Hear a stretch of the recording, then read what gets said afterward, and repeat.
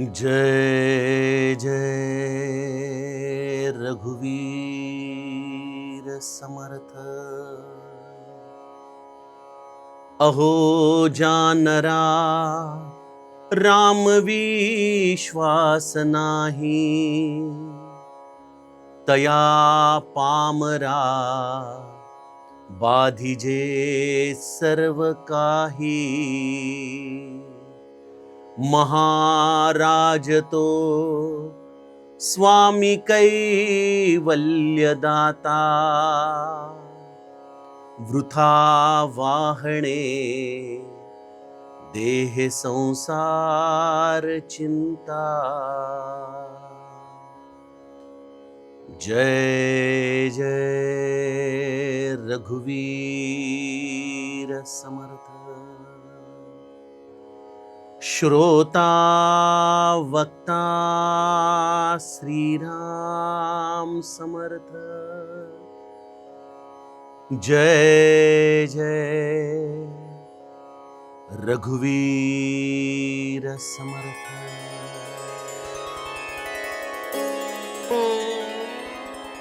श्रीराम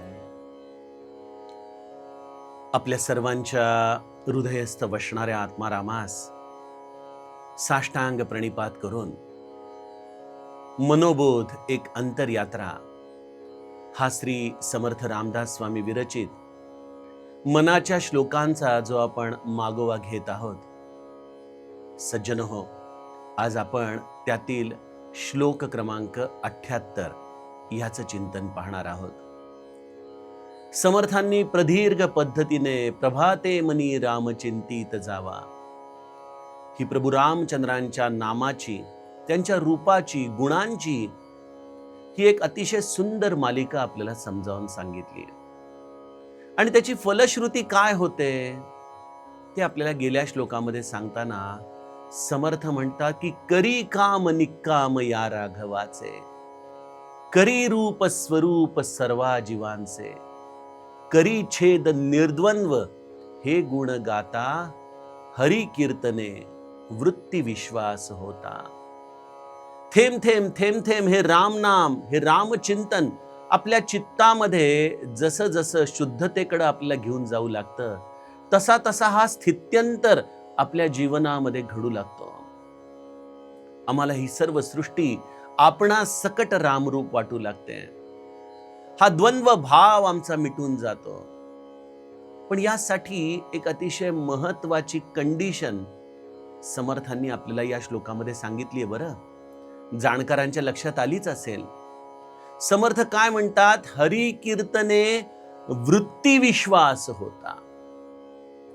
इथं केवळ विश्वास हा शब्द वापरलेला नाहीये, वृत्तीचा विश्वास या भगवंताच्या संकीर्तनावरती, त्याच्या रूपावरती आपला जडावा लागतो।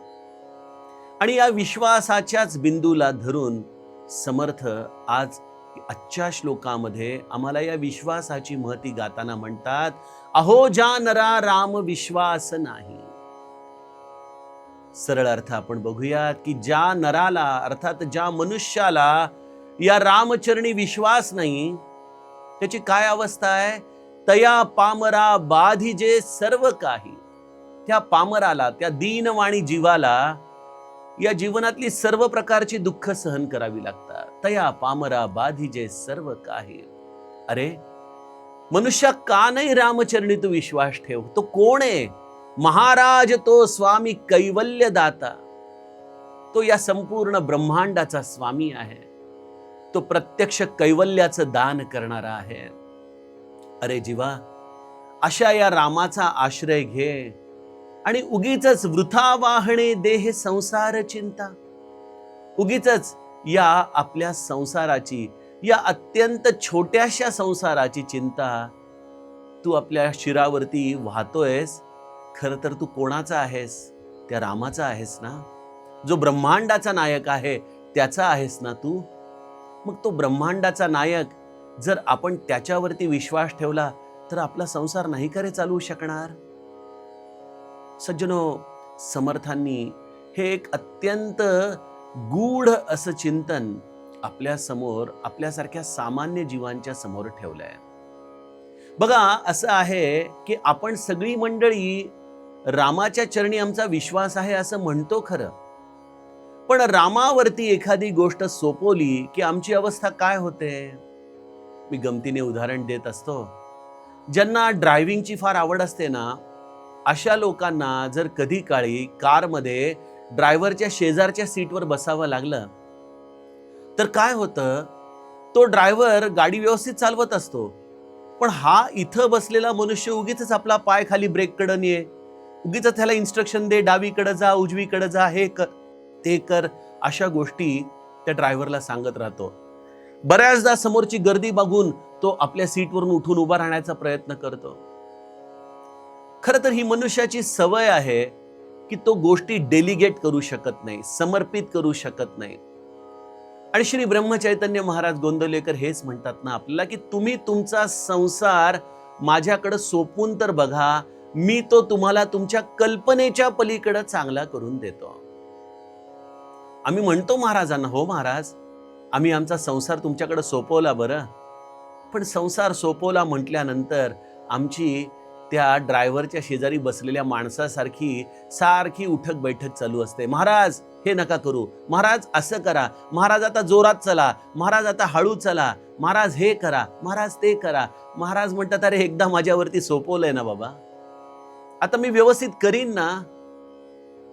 सज्जनो, आमचा हा विश्वास हा एका अर्थाने फार तरल असतो बर का, काचेसारखा असतो, लगेच तुटून जातो. म्हणून समर्थांनी गेल्या श्लोकामध्ये आम्हाला एक अत्यंत महत्वाची संज्ञा या विश्वासाच्या बरोबर दिली. हरी कीर्तने वृत्ती विश्वास होता. वृत्ती विश्वास असा आहे की आम्ही वरवर विश्वास दाखवतो, तो आमचा शाब्दिक विश्वास असतो, पण आमच्या अंतःकरणामध्ये आम्ही तो विश्वास रामावरती टाकलेला नसतो. जी अंतःकरणाची आमची प्रवृत्ती आहे ती मात्र याच गोष्टीला घट्ट धरून बसलेली असते की हे सगळं मलाच करायचंय, मलाच बघायचंय, ते राम वगैरे सगळं ठीक आहे, पण हे सगळं मलाच घडवून आणायचंय. हा कर्तेपणा हा बऱ्याचदा या रामाच्या वरती विश्वास ठेवण्यापासून आम्हाला स्वतःला परावृत्त करत असतो. काय आहे हो हे वृत्ती विश्वास? बघा, विश्वासाच्या देखील पायऱ्या असतात. एक आहे साधा विश्वास, जो आम्ही सर्वसाधारणपणे अनुभवजन्य किंवा वस्तुनिष्ठ ठेवत असतो, आणि ती वस्तू किंवा तो अनुभव जर परत तसाच्या तसा आम्हाला मिळाला नाही तर आम्ही काय म्हणतो, आमचा विश्वास तुटला. विश्वास तुटतो आणि विश्वास जोडतो हा मुळात विश्वास नसतोच खरा. आम्ही केवळ आमच्या अपेक्षेने एखाद्या गोष्टीच्या बद्दल केलेलं ते ॲझम्पशन असतं. विश्वास, श्रद्धा आणि निष्ठा या विश्वासाच्याच 3 पायऱ्या आहेत. या विश्वासाच्या उद्गम बिंदूमधूनच या 3 पायऱ्या आम्हाला आमच्या जीवनामध्ये संक्रमित कराव्या लागतात. आणि निष्ठा आहे वृत्ती विश्वास. काय फरक आहे या तिघांमध्ये? बघा, आपण एखाद्या नदीवरती शेवाळं साचलेलं बघतो. त्या शेवाळ्याला साधं नुसतं काठीने जरी हलवलं ना तरी ते हलतं. तो आहे आमचा केवळ शाब्दिक विश्वास. थोडंसं जरी काही मनाविरुद्ध झालं की आमचा विश्वास तिथे एक प्रकारे ढवळून निघतो. श्रद्धा म्हणजे काय? तर त्या नदीमध्ये छोटे छोटे गोटे असतात बघा, जे बराच काळ एकाच ठिकाणी पडलेले असतात, परंतु जेव्हा एखादी मोठी लाट येते त्यावेळेला ते दगड देखील तिथून, छोटे दगड देखील त्या नदीच्या प्रभावावर हलतात. ही आहे श्रद्धा, जी बराच काळापर्यंत राहते, परंतु एका परिस्थितीमध्ये ती देखील आमच्या आयुष्यामधून आम्हाला कुठेतरी हल्ल्यासारखी वाटते. आणि तिसरं आहे निष्ठा. समुद्रामध्ये आपण बघतो की फार मोठे मोठे खडक असतात बघा, आणि त्यांच्यावरती प्रचंड मोठ्या लाटा सारख्या येऊन आदळत असतात, पण ते खडक ना कधी झिजतात ना कधी मागं हटतात. ते आपलं संपूर्ण आयुष्य झिजून जाऊस तर त्या तिथंच एक निष्ठेने उभे राहतात, सहन करतात. तुला जसं वागवायचं असेल तसं वागव, आम्ही या जागेवरून हलणार नाही. सज्जनो, हा आहे वृत्ती विश्वास. ही आहे निष्ठा.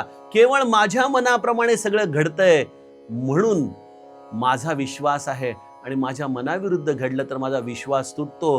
हा कधीही वृत्ती विश्वास होऊ शकत नाही. वृत्ती विश्वासाचं एक फार छान उदाहरण रामचरितमानस मध्ये आहे. माता पार्वती महादेवाच्या प्राप्तीसाठी तपश्चर्या करत होती. महादेवाने सप्तर्षींना प्रेरित केलं आणि जाऊन पार्वती मातेची ही नेमकी विश्वासाची अवस्था कशी आहे ते बघण्यासाठी तिची परीक्षा घ्यायला सांगितली. सप्तर्षींनी माता पार्वतीला पाहिलं. मूर्ती मंत तपस्या जैसी अशी ती पार्वती माता हिमालयामध्ये महादेवासाठी तपस्या करतेय. आणि मग त्यांनी खूप पद्धतीने पार्वतीचा विश्वास डळमळीत करण्याचा प्रयत्न केला. अनेकदा देवर्षी नारदांच्या बद्दल, म्हणजे जे तिचे सद्गुरू होते त्यांच्याबद्दल काही त्याला सांगून बघितलं. कधी कधी अगं काय वेड्यासारखं महादेवाच्या मागे लागली, तो स्वतःच भिकारी आहे, तोच भिक्षा मागून खातो, त्याच्याशी विवाह करून कधी कोणी सुखी झालंय का? अशा पद्धतीने ते पार्वती मातेचा विश्वास तोडण्याचा प्रयत्न करतात.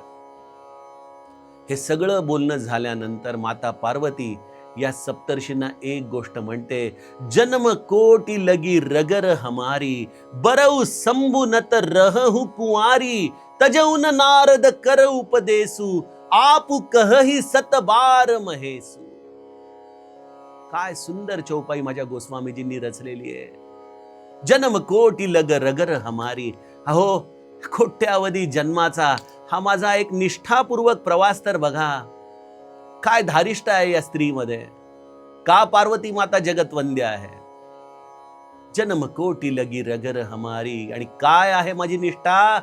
बरऊ संबुनत रहू कुंवारी. एक तर महादेवाशी विवाह करीन, नाहीतर कुंवारी म्हणून जगेन. आणि तुम्ही म्हणताय देवर्षी नारदांचा उपदेश, तजहुन नारद कर उपदेसू. काहीही झालं तरी देवर्षी नारदांचा उपदेश मी माझ्या जीवनातून त्यागणार नाही. आणि हे मला कोणी तुम्ही सांगितलं तर काही फरक पडत नाही. उद्या प्रत्यक्ष इथं महादेव जरी येऊन समोर उभा राहिला आणि मला म्हणाला की अगं काय करतेस वेडे, मी तुझ्याशी विवाह करणार नाही, आणि एकदा नाही आपु कहहि सत बार महेसू, 100 वेळा जरी महादेवाने येऊन मला इथं सांगितलं की मी तुझ्याशी विवाह करणार नाही, तरी देखील मी महादेवाचं देखील ऐकणार नाही.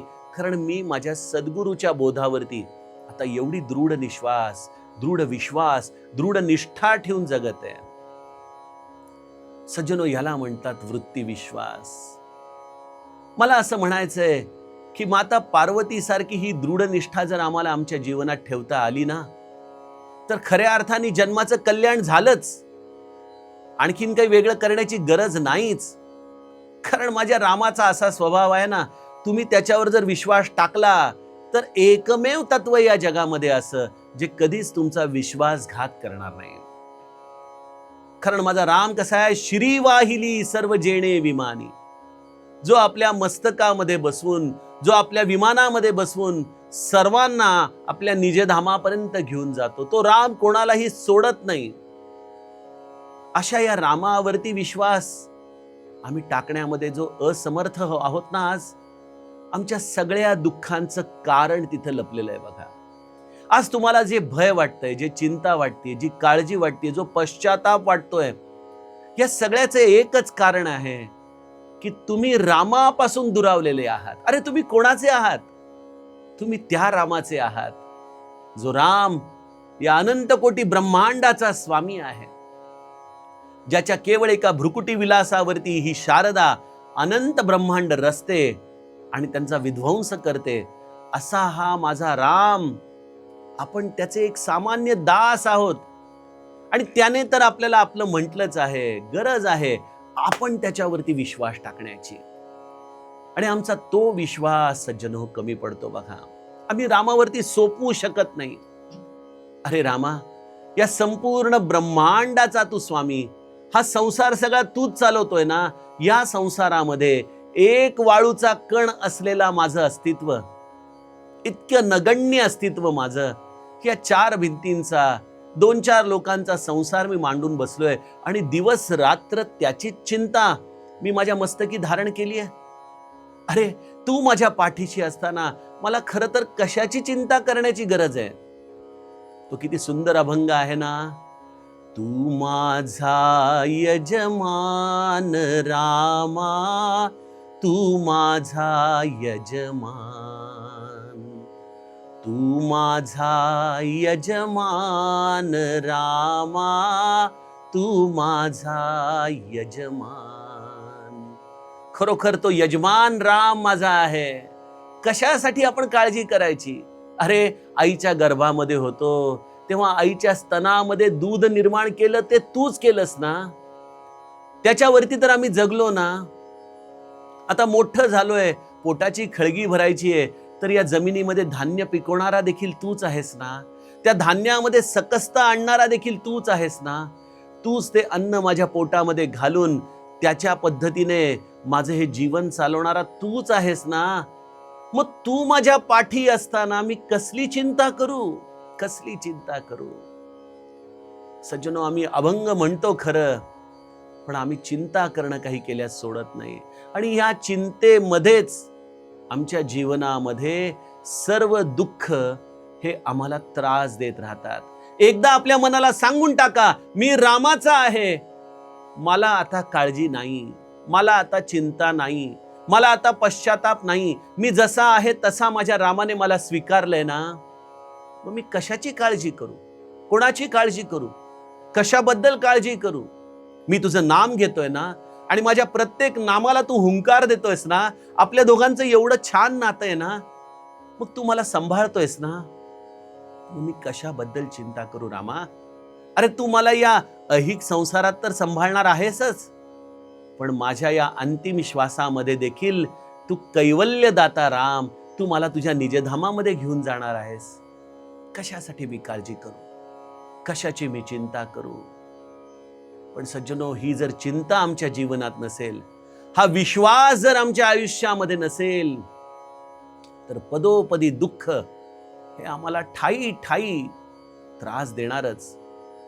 आमच्या घराच्या अवतीभोवती काही मोकाट मांजरी फिरत असतात. मी बघत असतो, प्रत्येक पाऊल टाकताना इतक्या त्या भयभीत असतात की कोणी बोका हल्ला तर करणार नाही ना, कोणी कुत्र तर आपल्यावर हल्ला करणार नाही ना, कोणी कावळा आपल्याला टोच तर मारून जाणार नाही ना. प्रत्येक पाऊल टाकताना भीती आहे, खाण्याची भ्रांत आहे. सज्जनो, त्या मांजरीमध्येच मला माझं देखील स्वरूप दिसतं. थोडंसं 4 पुस्तकं वाचल्यामुळं कदाचित ही भीती कमी झाली असेल, पण आमच्या सगळ्यांच्या आतमध्ये हीच भीतीची गाठोडी आहेत. हे तर होणार नाही ना, ते तर होणार नाही ना. अरे, कोण तू? तू त्या रामाच्या कडेवर बसलेलं त्याचं लेकरू आहेस. या भूमिकेमधून जर राहिलो ना सज्जनो, तर तीच एक अत्यंत जीवनाची निर्भय अवस्था आहे ना. तेच कैवल्य आहे, तोच मोक्ष आहे. कोणी बघितलाय मृत्यूनंतर काय मिळतं आणि काय आहे? पण जीवनामध्ये निर्भय होऊन, निर्धास्त होऊन, आहे त्या क्षणाचा आनंद घेत जगणं, याच्यापेक्षा कैवल्य ते वेगळं काय असणार आहे? आपण त्यामुळं आत्ताच्या क्षणी ठरवून टाकावं, रामा, मी तुझा आहे, तुझा आहे. आता तू जसं ठेवशील त्यामध्ये आनंद आहे. मी कुठलंही तुला कारण विचारणार नाही की हे असं का आणि हे तसं का, कारण तुला माझं हित कळतं ना. आणि त्यामुळे तू जे करशील रामा, माझ्या अंतिम कल्याणाचंच करशील, हा मी तुझ्यावरती वृत्ती विश्वास ठेवतो. आणि या भूमिकेमध्ये राहाल सज्जनो, तर जीवन आजच्या काळामध्ये जे अनेक ताणतणावांनी भरलेलं आहे, त्या ताणतणावांनी भरलेलं जीवन देखील अतिशय आनंदमय होऊन जाईल. सज्जनो, आजपासून तुम्हाला एक विनंती करतो, प्रत्येक श्लोकावरती आपलं जे चिंतन आहे ना, ते झी24 तासच्या कमेंट बॉक्समध्ये जरूर लिहा. तुमचे काही प्रश्न असतील तर तेही जरूर विचारा. मी प्रत्येक सत्रामध्ये याची उत्तरं देण्याचा प्रयत्न करीन.